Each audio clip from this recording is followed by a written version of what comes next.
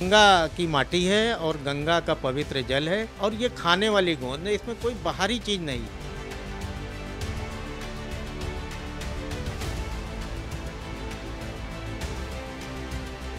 क्यों नहीं, हम तो रहते ही मंदिर में है भाई, हमारा तो मंदिर में ही है। অযোধ্যায় রাম মন্দির নির্মাণ এখন অন্তিম চরণে। 22 জানুয়ারি শুভ মুহূর্তে মন্দিরের প্রাণ প্রতিষ্ঠার পর প্রভু শ্রীরাম মন্দিরের গর্ভগৃহে বিরাজমান হবেন, আর তারপরেই শ্রদ্ধালুদের জন্য মন্দিরের দরজা খুলে দেওয়া হবে। দেশের কোটি কোটি মানুষ শ্রীরামের দর্শন করতে চাইছেন, তারা আর অপেক্ষাই করতে পারছেন না, কারণ বহু বছর অপেক্ষার পর অযোধ্যায় ভব্য রাম মন্দিরের নির্মাণ হয়েছে। তাই দেশের মানুষের সাথে সাথে বিদেশ থেকেও প্রচুর মানুষ আসবেন প্রভু শ্রীরামের দর্শন করতে। আমাদের পূর্বজরা তাদের নিজের চোখে বহু মন্দিরকে ভাঙতে দেখেছেন, কিন্তু আমরা অত্যন্ত ভাগ্যবান যে এই জেনারেশনে আমরা রাম মন্দিরের নির্মাণ নিজের চোখে হতে দেখছি। আর আপনি শুনলে অবাক হবেন, হিন্দুদের পাশাপাশি অনেক মুসলিম লোকেরাও মন্দির নির্মাণে সমস্ত রকম সাহায্য করছেন। নগর কোতোয়ালির খালাপাড় নিবাসী ডক্টর সমর গজনী নিজ সম্পত্তিকে রাম মন্দিরের নির্মাণের কাজে দেওয়ার কথা ঘোষণা করেছিলেন। মোহাম্মদ সমর গজনী তার 90 লক্ষ টাকার সম্পত্তি রাম মন্দিরের নির্মাণে দান করার জন্য যোগী আদিত্যনাথজির সঙ্গে দেখাও করেছেন এবং সম্পত্তির কাগজগুলি রাম মন্দির ট্রাস্টের নামে ট্রান্সফার করে দেওয়া হয়, যাতে করে ওই সম্পত্তিকে বেচে 90 লক্ষ টাকার মূল রাশিকে মন্দিরের কাজে ব্যবহার করা যায়। সমর গজনীজি এও বলেছেন যে হিন্দু ও মুসলিমদের মধ্যে সম্পর্ককে ভালো করার জন্যই তিনি এমনটা করেছেন। আর শুধু তিনি নন, অযোধ্যায় মুসলিম সমাজ ভগবান শ্রীরামকে অত্যন্ত শ্রদ্ধা করেন। সেখানকার মুসলিম সম্প্রদায়ের মানুষ ধার্মিক অনুষ্ঠানে রাম নামের প্রদীপ প্রজ্বলিত করে দীপাবলি পালন করেছিলেন। জেলা পঞ্চায়েতের এক সদস্য একবার বলেছিলেন যে দীর্ঘ সময় পর আমাদের পূর্বপুরুষ তার মহলে বিরাজমান হবেন। তিনি বলেছেন 14 বছর বনবাস কাটানোর পর যখন রাম লালা ফিরে এসেছিলেন সেই সময় থেকেই দীপাবলি পালন করা হয়, আর যখন রাম লালার বনবাস সমাপ্ত হয়েছে সেই উপলক্ষে এবারের দীপাবলির পর্ব আমরা হিন্দু মুসলিম শিখ সবাই মিলে পালন করব, আর আমরা একসাথে প্রদীপও জ্বালাবো। হ্যাঁ বন্ধুরা, রামলালার প্রতি এমনই ভালোবাসা ও প্রেম রয়েছে অযোধ্যার মুসলিমদের। এছাড়াও তিনি এই কথাটি বারবার মেনশন করেন যে রাম আমাদের পূর্বজ এবং আমরা তার বংশধর। এমন একই কথা কিন্তু ইন্দোনেশিয়ার মুসলিমরাও বলেন। তাদের কথায় ভগবান শ্রীরামই আমাদের অনুপ্রেরণা এবং আমরা শুরু থেকে মুসলিম ছিলাম না, আর ভগবান রামই আমাদের পূর্বজ। হ্যাঁ বন্ধুরা, আপনি শুনলে অবাক হবেন যে অযোধ্যায় যতজন মুসলিম রয়েছেন তারা ভগবান শ্রীরামকে তাদের অন্নদাতা মনে করেন।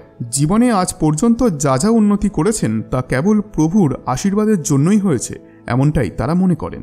বন্ধুরা, তৃতীয় যে খবরটি আমি আপনাদেরকে দেব সেটি রামলালা ও হিন্দু সনাতন সংস্কৃতির প্রতি ভালোবাসার এক নতুন এক্সাম্পল সেট করেছে।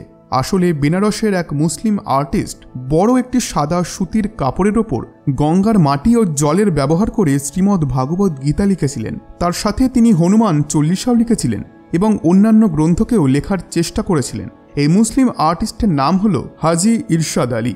যখন তাকে প্রশ্ন করা হয় যে তিনি এটি কিভাবে করলেন, তখন তিনি বলেন যে আমাদের গঙ্গার মাটি ও তার পবিত্র জল দিয়ে আমি এটা করেছি এবং এতে কোনো বাইরের জিনিস নেই, অর্থাৎ অন্য কোনো কিছু মেশানো হয়নি, আর আমি যে কাপড় ব্যবহার করেছি তা 100% সুতির। তিনি আরও জানান যে অনেক সময় আগে থেকেই তার পরিবারে লেখালেখির কাজ চলে আসছে, তবে 1992 সালে তার চাচাজির বয়স হয়ে যাওয়ার কারণে তিনি এই কাজ ইরশাদ আলীকে সঁপে দেন।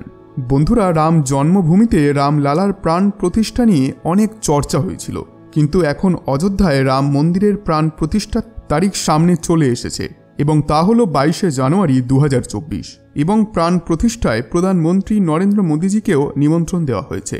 প্রাণ প্রতিষ্ঠার নিমন্ত্রণ প্রধানমন্ত্রীর আধিকারিক আবাস পর্যন্তই আর সীমাবদ্ধ থাকবে না। এই খবর দেশের প্রত্যেকটি ঘরে ঘরে পৌঁছে যাবে এবার। আর শুধু ভারতই নয়, এই নিমন্ত্রণ বিদেশেও যাবে।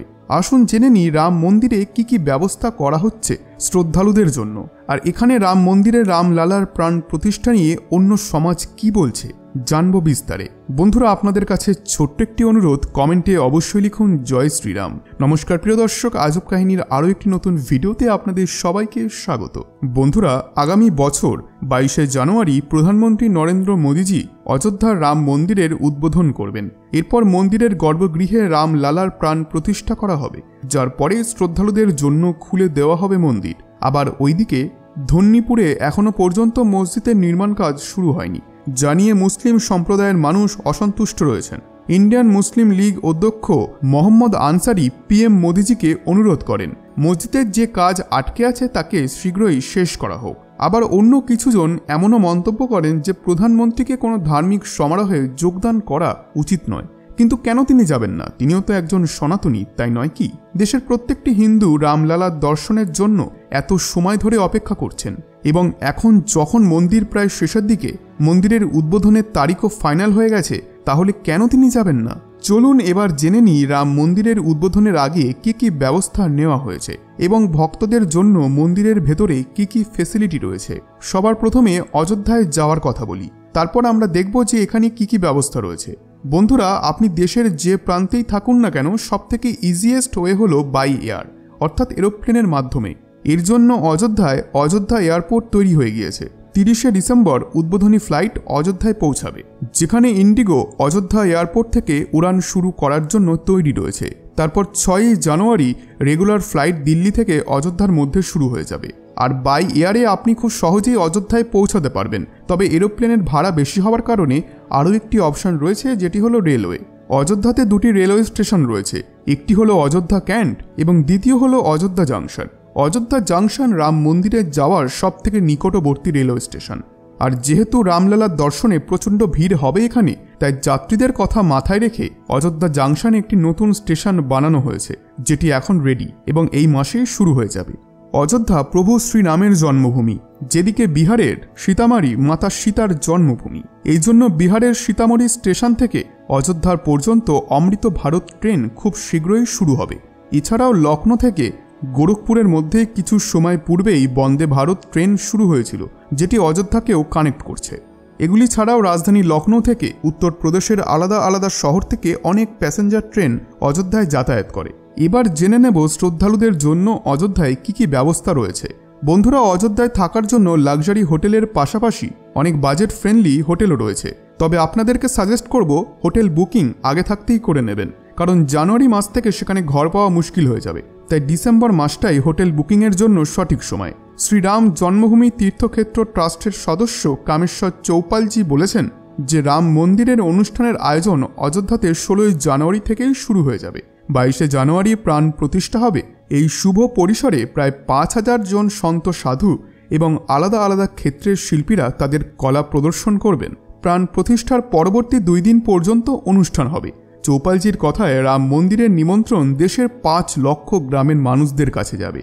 বন্ধুরা, এরপর কামেশ্বরজি আরও বলেন যে আমরা খুব বিবেচনা করে তবেই 22শে জানুয়ারি ডেটটিকে ফাইনাল করেছি, কারণ এটি এক শুভ সময়। রাম মন্দিরের জন্য হিন্দুরা অনেক সময় ধরে সংঘর্ষ করছে। 22শে জানুয়ারি উত্তম যোগ হওয়ার কারণে তাকে প্রাণ প্রতিষ্ঠার জন্য বেছে নেওয়া হয়েছে। বন্ধুরা, মনে রাখা প্রয়োজন যে প্রভু শ্রীরামের জন্ম অভিজিৎ যোগে হয়েছিল।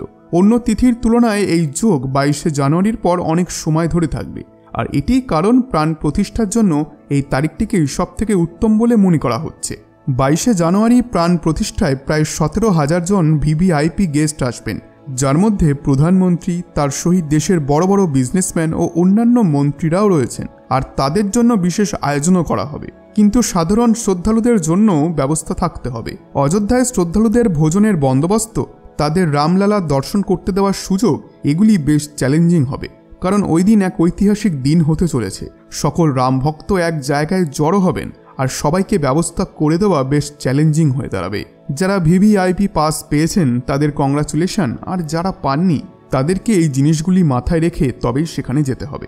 আর কামেশ্বরজির কথায় 25শে জানুয়ারি 2024 থেকে সাধারণ মানুষ রামলালার দর্শন করতে পারবেন। বন্ধুরা, আশা করছি আপনি আপনার সকল প্রশ্নের উত্তর এই ভিডিওর শেষে পেয়ে গেছেন। বন্ধুরা, ভিডিওটি ভালো লেগে থাকলে ভিডিওটিতে অবশ্যই একটি লাইক এবং চ্যানেলটিকে সাবস্ক্রাইব করতে ভুলবেন না, কারণ আমরা আপনাদের জন্য এইরকমই সনাতন ধর্ম রিলেটেড ভিডিও এনে থাকি। ধন্যবাদ।